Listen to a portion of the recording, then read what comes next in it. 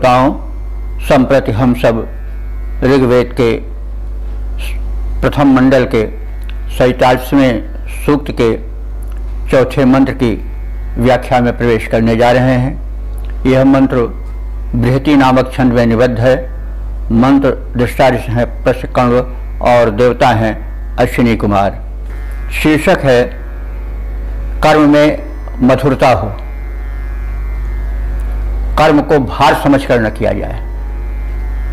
तो इस अर्थ को समेटे हुए मंत्र का प्रथम पाठ हो जाए।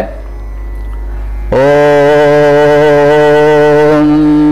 त्रिशधस्थे बर्हिषि विश्ववेदसा मध्वा यज्ञं मिमिक्षितं कर्णवासो वां सुतसोमा अभिद्यवो युवां हवन्ते अश्विना। शब्दार्थ जाने। विश्ववेदसा अश्विना। विश्ववेदसा माने, विश्व माने होता है संपूर्ण, वेदसा माने जानने वाले, अश्विनी माने दोनों अश्विनी कुमारों। तो अश्विनी कुमार कैसे हैं कि संपूर्ण को जानने वाले हैं, यानी वैश्विक संपूर्ण व्यवस्था को जानने वाले हैं, अर्थात सर्वज्ञ हैं। तो हे विश्ववेदसा अश्विना, हे सर्वज्ञ अश्विनी कुमारों, त्रिशधस्थे बर्हिषि। त्रिशधस्थे माने 3 स्थानों पर रखे हुए, बर्हिष माने कुशासन, कुशासन माने कुश का आसन। तो वो कैसा है कुशासन? त्रिशधस्थे, 3 स्थानों पर रखा हुआ है। अब 3 स्थानों को हम जान लें, वे क्या हैं। तो वो 3 स्थान पर रखे जाए, यह बात पूरी तरह से नहीं स्पष्ट होती, इसलिए इसको स्पष्ट करना आवश्यक है। तो 3 स्थान पर रखे हुए हैं। कहाँ वे 3 स्थान हैं?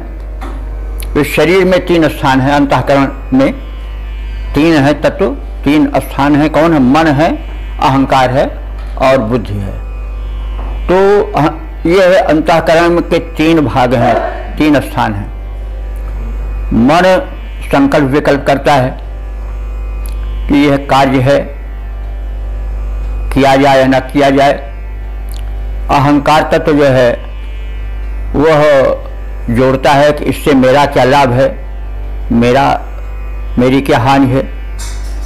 और बुद्धि निश्चय करती है कि हाँ, यह कार्य किया जाए या न किया जाए।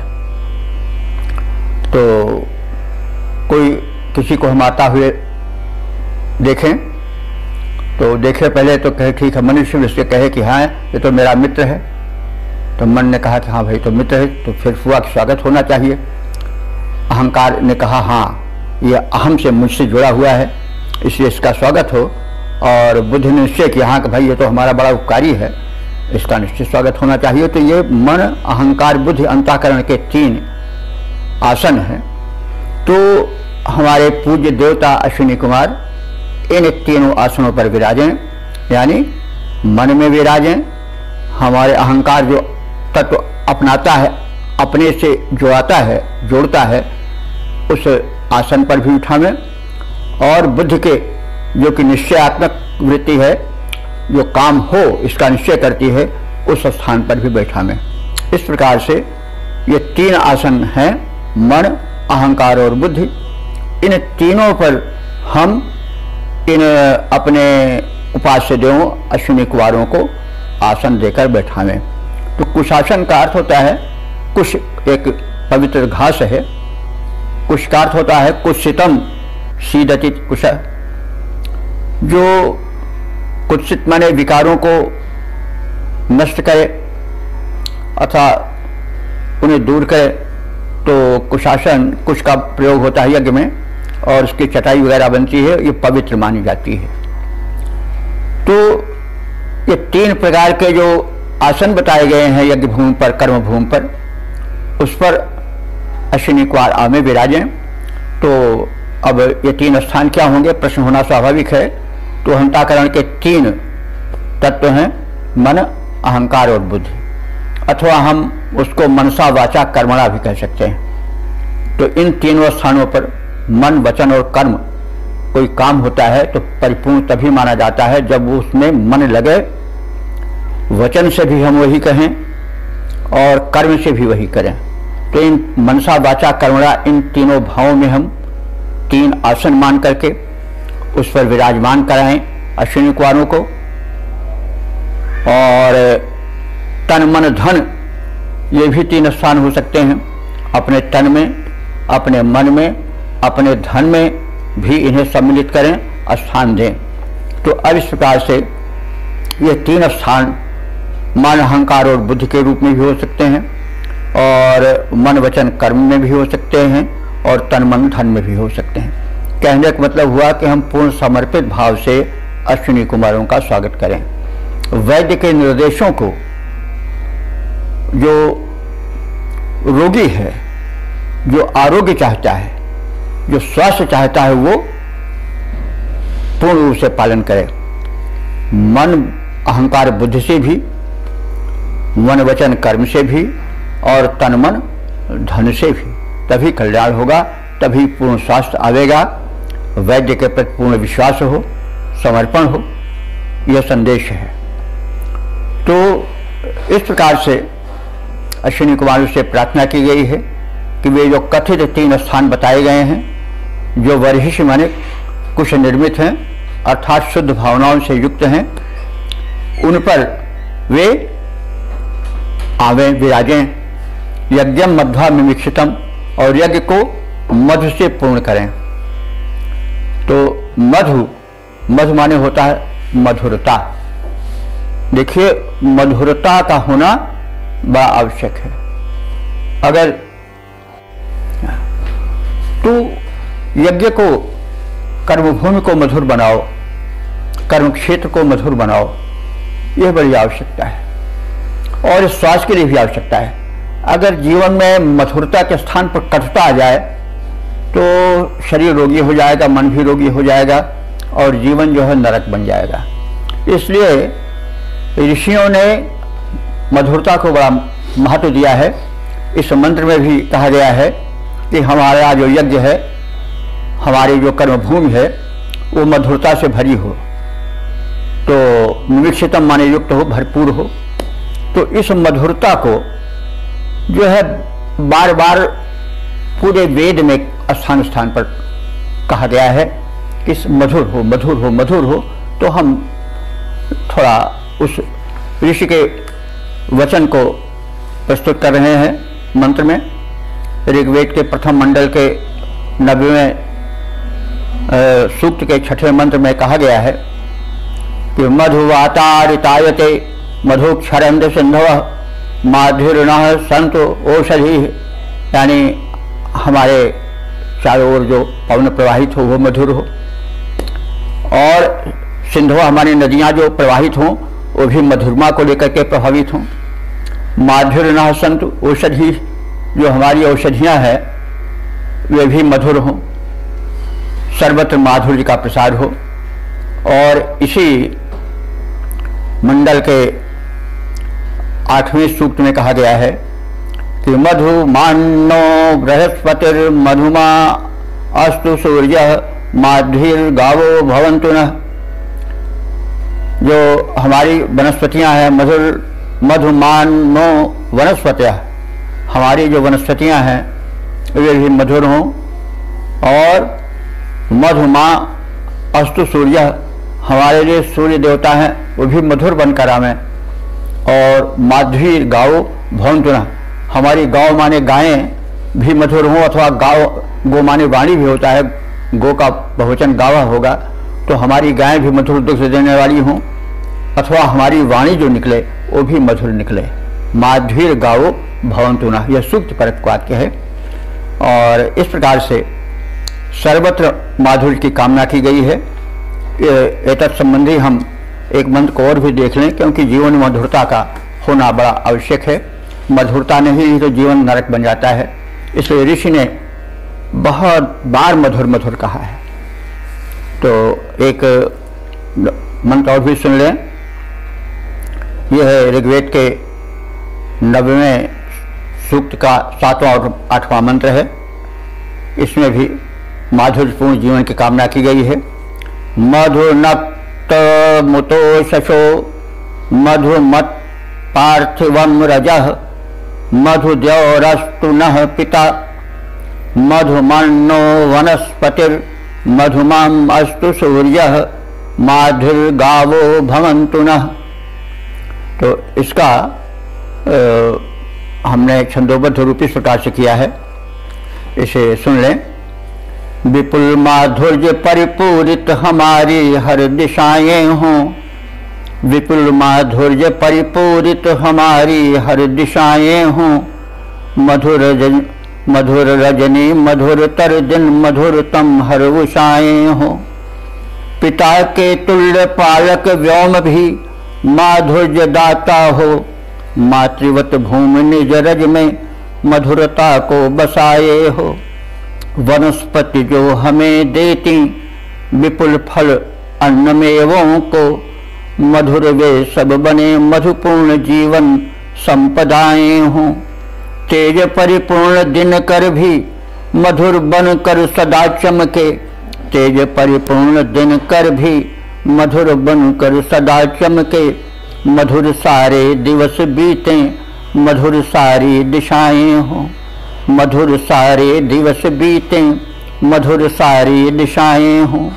मधुर कोमल किरण मधुर कोमल किरण मंजुल मधुरता मधु करे वितरित, मधुर भावों भरी बोली मधुरता को बसाए हों। मधुर भावों भरी बोली मधुरता को बसाए हों। विपुल माधुर्य परिपूरित हमारी हर दिशाएं हों। मधुर रजनी मधुरतम दिन मधुरतम हर उषाएं हों, मधुरतम हर उषाएं हों। तो इस प्रकार से मधुरता पर ऋषि ने स्थान स्थान पर बड़ा बल दिया है, क्योंकि कटुता जीवन को बर्बाद कर देती है, उसमें विष घोल देती है, और मधुरता जीवन में सुधा घोल देती है। तो वाणी पर और माधुर्य पर बड़ा जोर दिया है ऋषि ने। अब इसको हम आगे देखें कि अभिद्यव कर्णवासा, अभिद्यव हमारे द्युतिमान तेजवान तेजस्वी, कर्णवासा हमारे कर्णवंशीय ऋषि, अथवा कर्णवासा कहा जा सकता है ज्ञानी जन को भी।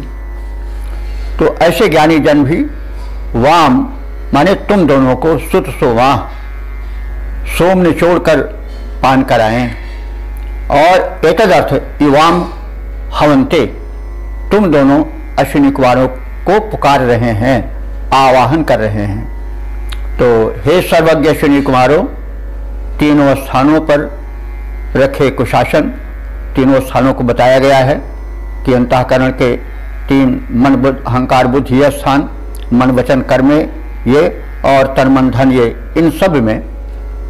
तो हे सर्वज्ञ अश्विनी कुमारों, तीनों स्थानों पर रखे कुशासन पर बैठो, यज्ञ को मधु से सिंचित करो, माधुर्य से परिपूर्ण करो, हमारा कर्म क्षेत्र कर्मभूमि मधुर बने।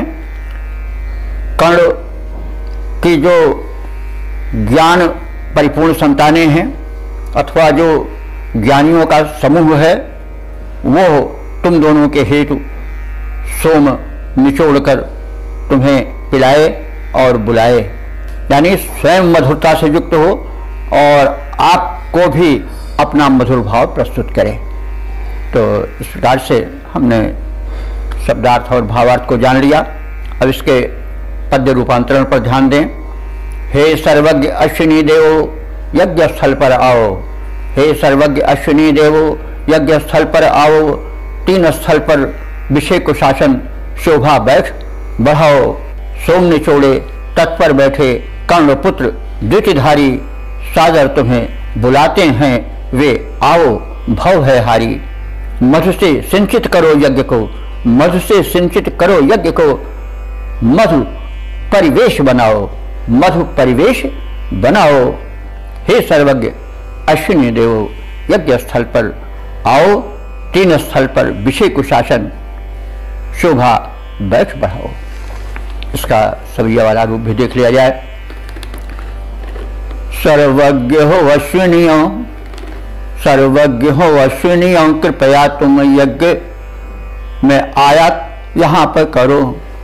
सर्वज्ञ हो अश्विनियों, कृपया तुम यज्ञ में आओ हमारे यहाँ। आसन 3 बिछे हैं विराजो, कृपा कर देवो पधारो यहाँ। भर दो मधु से, भर दो मधु से मम जीवन यज्ञ को, भर दो मधु से मम जीवन यज्ञ को। सुख संपत्तियां बरसाओ वहाँ, गण ज्ञानी के भक्ति के भाव भरे, गण ज्ञानी के भक्ति के भाव भरे। रस सोम को पीने बुलाए यहाँ, रस सोम को पीने बुलाते यहाँ। सर्वज्ञ हो अश्विनियों, कृपया तुम यज्ञ में आओ हमारे यहाँ। आसन 3 बिछे हैं विराजो, कृपा कर देवो पधारो यहाँ। भर दो मधु से मम जीवन यज्ञ को, सुख संपत्तियां बरसावो वहाँ। गण ज्ञानी के भक्ति के भाव भरे, रस सोम को पीने बुलावो यहाँ। ओम। वेद प्रेमियों, सुधी श्रोताओं, संप्रति हम सब ऋग्वेद के प्रथम मंडल के 47वें सूक्त के 5वें मंत्र की व्याख्या में प्रवेश करने जा रहे हैं। यह मंत्र बृहति नामक छंद में निबद्ध है। मंत्र दृष्टा प्रस्करण है और देवता हैं अश्विनी कुमार। शीर्षक है कर्मभूमि में सुरक्षा की प्रार्थना। इस शीर्षक को अपने में समेटे हुए मंत्र का प्रथम पाठ हो जाए। ओम याभि कर्णमभिष्टिभिः प्रावतं युवमश्विना, ताभिश्वस्मा अवतं शुभस्पति पातं सोममृता वृधा। अब शब्दार्थ जाने। ऋता वृधा, ऋता वृधा में 2 शब्द हैं। ऋत, ऋत माने सत्य और यज्ञ दोनों होता है। तो हे अश्विनी कुमारों, तुम दोनों ऋता वृधा माने सार्वभौम सत्य जिससे कि सृष्टि नियंत्रित और सुव्यवस्थित चल रही है उसको विवर्धित करने वाले हो और यज्ञ कर्म को भी विवर्धित करने वाले हो। और कैसे हो? शुभस्पति, शुभस्पति माने शुभ कार्य के संरक्षक हो और शुभ कर्म करने वाले यजमानों के संरक्षक हो। तो एवं माने तुम दोनों से, या भी जिन जिन संरक्षण साधनों से युक्त होकर के उसकी प्रार्थना करते हुए कर्णम, कर्ण को, कर्ण ऋषि हैं और कर्ण ज्ञानी को भी कहते हैं, तो उनको प्रअवतम विशिष्ट रक्षा प्रदान करने वाले हो। ताभी उन्हीं मंत्रों के द्वारा, उन्हीं स्तुतियों के द्वारा जिनके द्वारा तुमने कर्णवंशीय ऋषियों की रक्षा की थी, और अब उन्हीं स्तुतियों द्वारा हम सब अब अपनी रक्षा के लिए आपसे प्रार्थना कर रहे हैं। तो आप सोमपातम, हम जो सोमरस नैवेद्य रूप में आपको प्रस्तुत कर रहे हैं उसको पातम माने दोनों पान करो, अथवा हमारे भक्त मिश्रित भाव, भक्त भाव को पहचान कर उसका पान करो, उसे स्वीकार करो। तो इस मंत्र में यह बताया गया है कि जो अश्विनी कुमार हैं वो यज्ञ के नियमों को, यज्ञ की व्यवस्था को और सृष्टि के संचालन की रीति व्यवस्था को सुसंचालित करने वाले हैं और सज्जनों के परिपालक हैं। और एक उदाहरण दिया गया कि तुम दोनों अश्विनी कुमारों ने पूर्व काल में जो कर्णवंशी ऋषि थे जो मेधावी साधक थे, उनकी विशिष्ट मंत्रों को सुन करके रक्षा की थी। अब हम जो उपासक हैं वो भी उन्हीं विशिष्ट मंत्रों का गायन कर रहे हैं, उन्हें आपको सुना रहे हैं। तो पूर्वोक्त आप जैसे कर्ण ऋषियों की रक्षा किए थे वैसे हम सब की भी रक्षा करो। हम सब आपके सामने नैवेद्य रूप में सोम रस को प्रस्तुत कर रहे हैं, उसका पान करो और हमारे सौम्य भावों का समादर करते हुए उसको भी स्वीकार करो।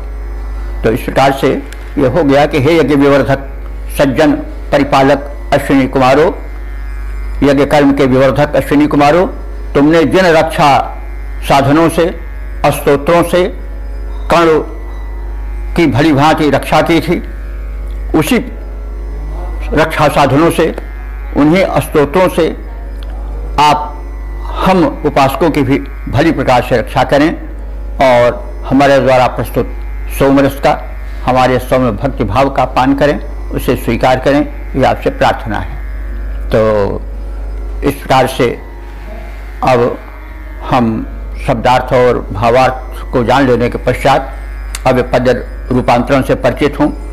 यज्ञ विवर्धक सज्जन परिपालक अश्विनी कुमारो, यज्ञ भूमि पर सोमपान करने को देव पधारो। जिन सक्षम रक्षण साधन से किया कर्ण का रक्षण, उन्हीं साधनों से मेरा भी रक्षण करो विचक्षण। सोमपान कर मेरा भी रक्षण त्यों देव विचारो। यज्ञ विवर्धक सज्जन परिपालक अश्विनी कुमारो, यज्ञ भूमि पर सोमपान करने को देव पधारो। अब इसका सवैया छंद में भी अर्थ देख लें। अश्विनी कुमारो, शुभ कर्म के यज्ञ बढ़ाते रहे, शुभ कर्म के यज्ञ बढ़ाते रहे, अब मेरा भी यज्ञ बढ़ाओ प्रभो।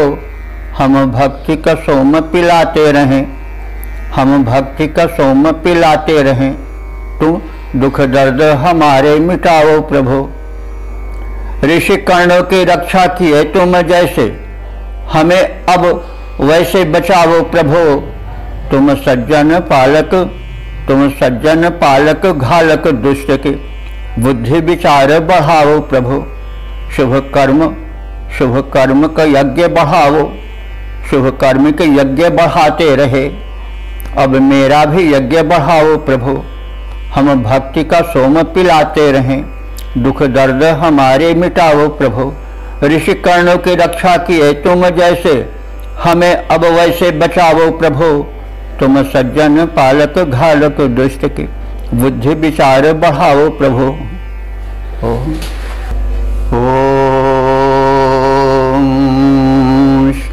शं नो मित्रो शं वरुणः शं नो भवत्यर्यमा शं न इंद्रो बृहस्पतिः शं नो विष्णुरुक्रमः। ओम वेद प्रेमियों, सुधी श्रोताओं, संप्रति हम सब ऋग्वेद के प्रथम मंडल के 47वें सूक्त के छठे मंत्र की व्याख्या में प्रवेश करने जा रहे हैं। यह मंत्र बृहति नामक छंद में निबद्ध है। मंत्र दृष्टा ऋषि हैं प्रशकर्ण और देवता हैं अश्विनी कुमार। शीर्षक है अश्विनियों से अभीष्ट धन की चाह। तो अश्विनी कुमार के विषय में हम जान चुके हैं। ये जो प्रकृति में व्याप्त आरोग्य की शक्ति है, जिसको हम इम्यूनिटी पावर कहते हैं, उसके नियंत्रक हैं, प्रदाता हैं। और धन देने हैं तो धन सबसे बड़ा धन जो है वो स्वास्थ्य का धन है, हेल्थ इज वेल्थ। तो जो धन शब्द आया है उससे हम भौतिक संपत्ति को लें वो भी ठीक है, और साथ साथ हमें आरोग्य धन देने वाले हैं वो सबसे बड़ा धन है। तो इन सब दृष्टिकोणों से हम मंत्र को देखें और उसका मनन करें। तो अब इस भाव को भरे हुए मंत्र का सर्वप्रथम पाठ हो जाए। ओम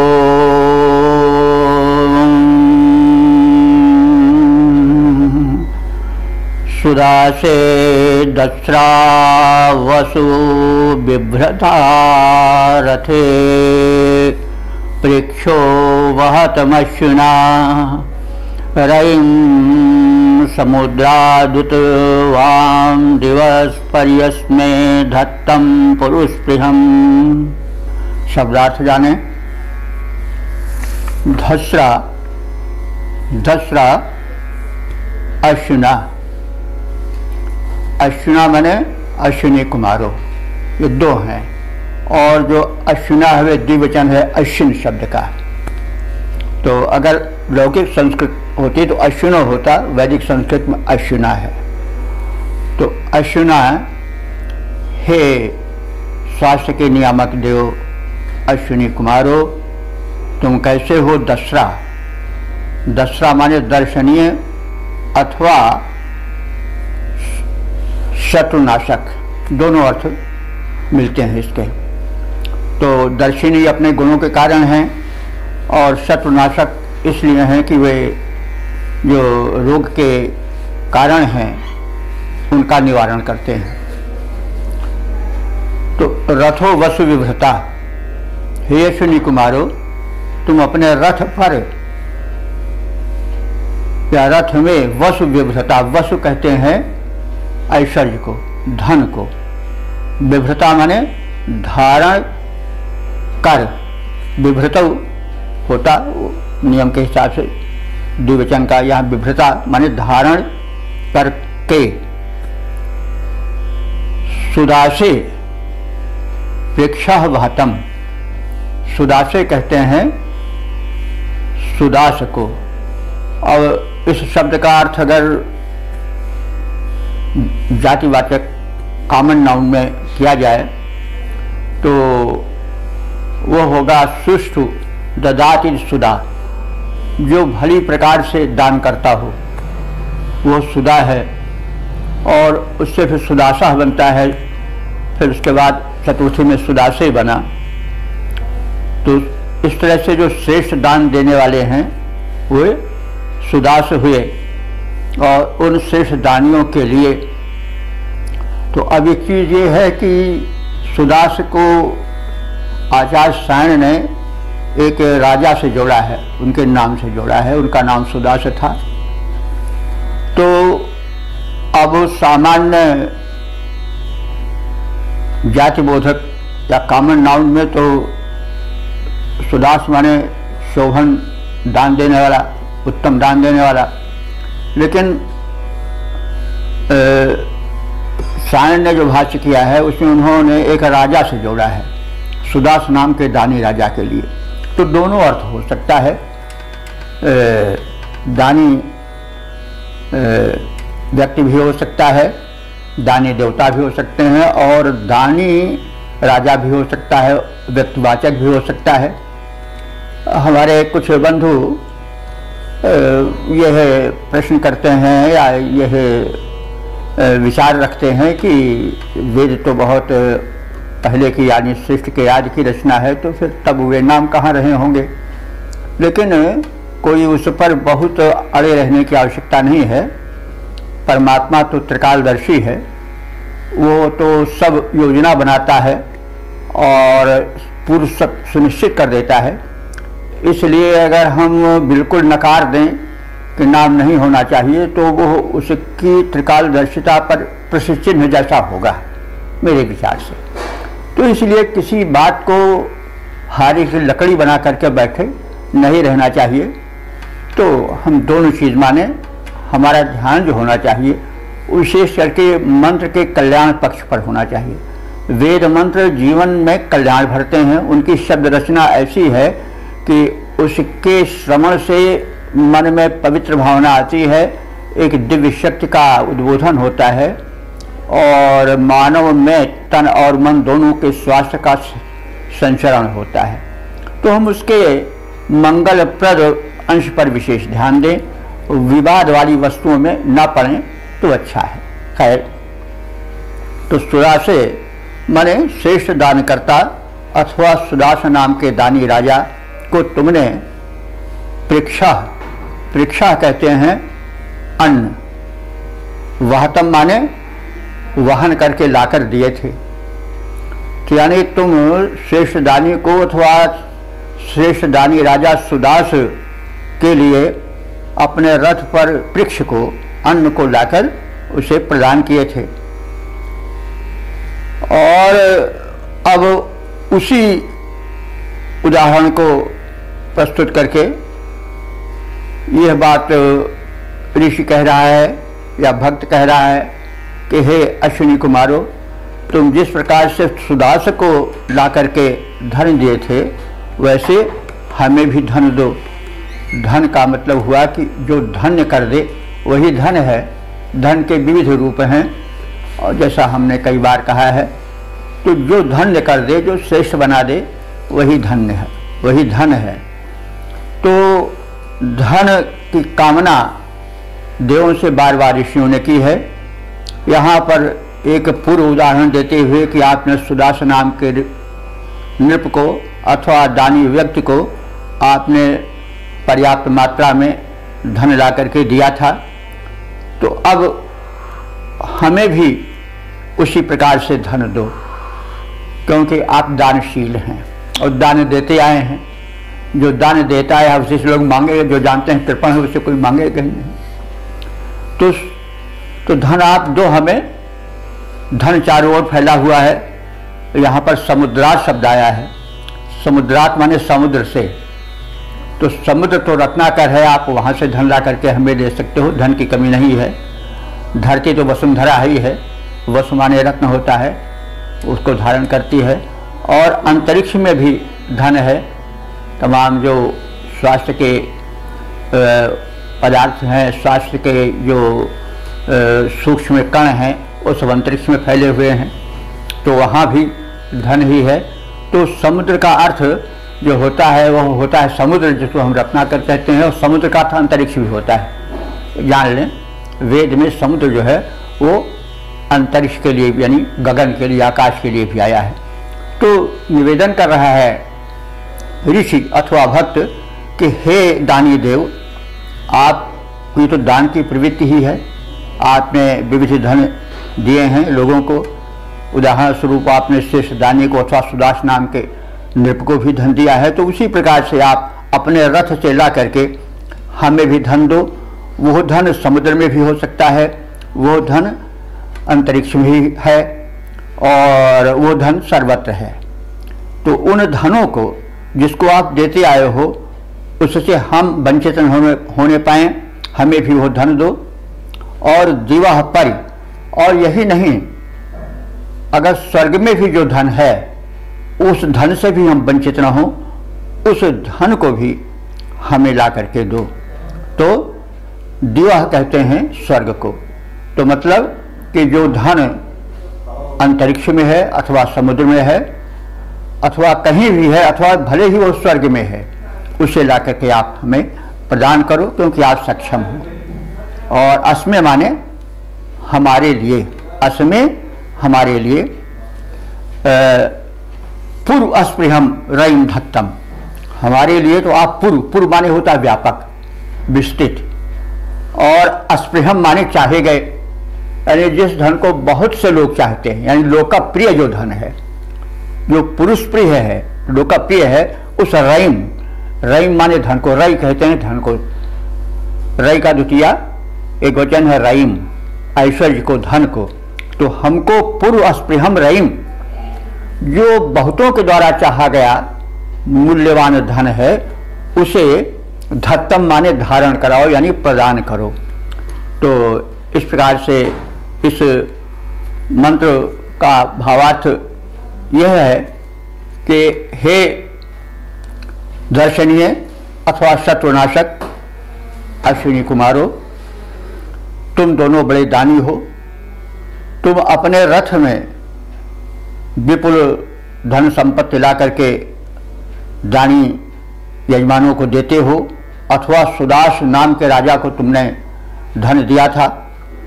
उसी प्रकार से आप हमें भी धन ला करके दो। वो धन चाहे समुद्र में हो, चाहे अंतरिक्ष में हो, चाहे स्वर्ग में ही क्यों न हो, उसे कृपा करके आप हमें प्रदान करो, अपने दिव्य रथ पर उसे लाओ और इस प्रकार से हमें इन धनों द्वारा धन्य बना दो, यह आपसे प्रार्थना है। अब इसके हम पद रूपांतरण को देख लें। रिपुनाशक अथवा दर्शनी अश्विनी कुमारो, तुम हो परम महान। उपासकों के संरक्षण का करते उचित विधान, करते उचित विधान। निज रथ में धन धर सुदास तक था तुमने पहुंचाया। निज रथ में धन धर सुदास को था तुमने पहुंचाया। बने सहायक दानशील अपना स्वरूप दिखलाया। उसी भांति हमको भी दाता, उसी भांति हमको भी दाता, उसी भांति हमको भी दाता। दो वैभव मनवांछित हो रत्नाकर के आकर में, या के स्वर्ग में रक्षित। वह धन हो रत्नाकर के आकर में, या के स्वर्ग में रक्षित। बहुतों द्वारा इच्छित धन को हमको करो प्रदान। रिपुनाशक अश्विनी कुमारो, तुम हो परम महान।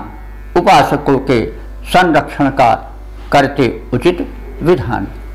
अब इसी को हम सवैया छंद में भी देख लें।